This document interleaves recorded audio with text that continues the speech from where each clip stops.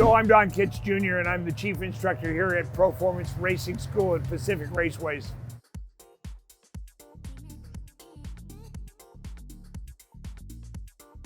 First of all, thank you for letting me drive your car. It's wonderful.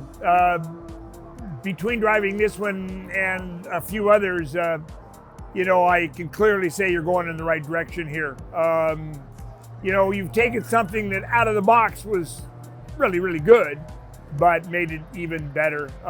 The car does not have an evil bone in its body. I think mechanically you're going in the right direction with the balance.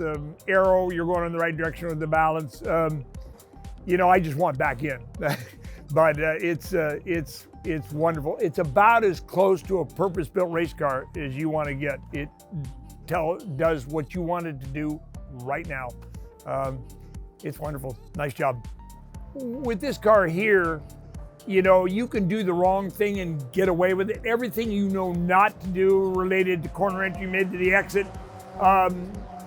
you can do it and get away with it.